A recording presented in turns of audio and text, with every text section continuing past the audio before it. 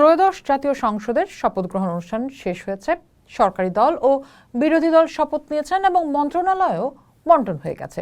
কিন্তু এরই মধ্যে তৈরি হয়েছে নতুন বিতর্ক। বিরোধী দল জামায়াতে ইসলামী ও এনসিপি সংবিধান সংস্কার পরিষদের সদস্য হিসেবে শপথ নিলেও বিএনপির সংসদ সদস্যরা তা নেননি।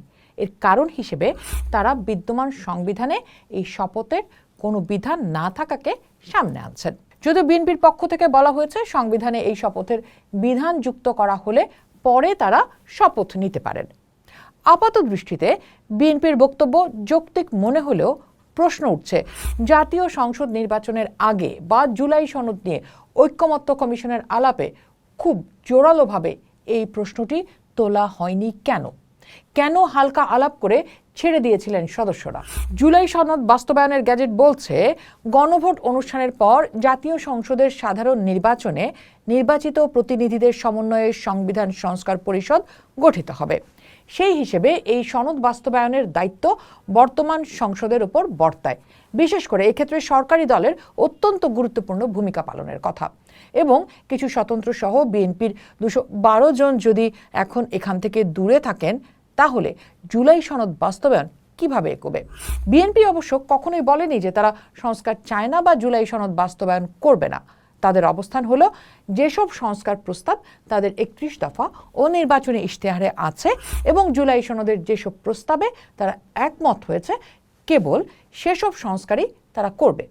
ঠিক এই জায়গাতেই জামাত ও এনসিপির সঙ্গে বিএনপির পার্থক্য স্পষ্ট হয়ে উঠেছে, যা মন্ত্রিসভার শপথের আগেই বিতর্কের জন্ম দিল।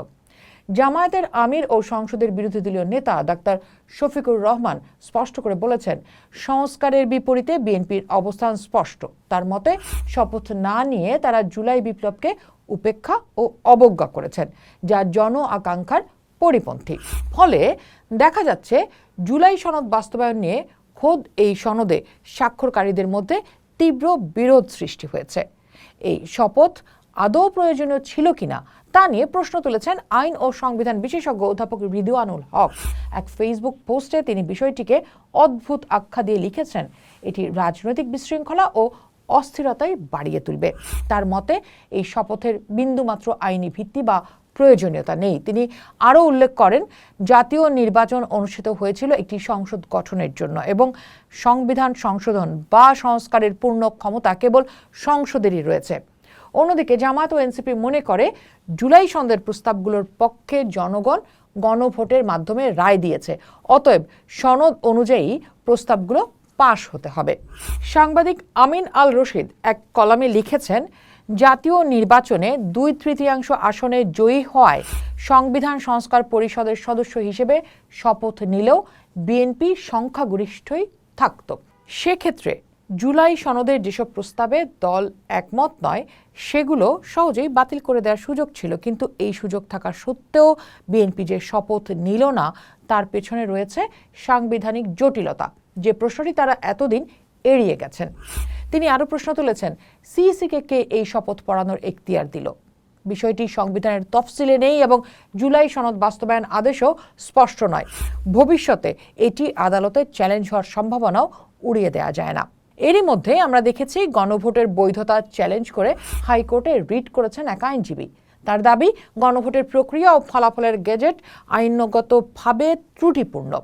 অন্যদিকে সুপ্রিম কোর্টের সিনিয়র আইনজীবী অ্যাডভোকেট শিশির মনির এই চ্যালেঞ্জ মোকাবেলার ঘোষণা দিয়েছেন। ফলে রাজপথের পাশাপাশি আদালতেও এক জোরদার আইনি লড়াইয়ের ক্ষেত্র প্রস্তুত হয়েছে। প্রশ্ন হলো, এই আইনি লড়াইয়ের ক্ষেত্র কেন তৈরি হলো? যে অন্তর্বর্তী সরকারের সময় ঐকমত্য কমিশন গঠিত হলো এবং সকল দল সনদে স্বাক্ষর করলো, সেই সরকার এই গুরুত্বপূর্ণ সাংবিধানিক প্রশ্নটি কেন এড়িয়ে গিয়েছিল? বিএনপির অভিযোগ, তাদের কিছু নোট অফ ডিসেন্ট বাদ দিয়েই সরকার বাস্তবায়ন আদেশ জারি করেছে, যা তাদের মতে প্রতারণামূলক। তাহলে এই ক্ষোভই কি এখন জুলাই সনদ বাস্তবায়নে বিএনপিকে ক্রিটিক্যাল অবস্থানে ঠেলে দিল?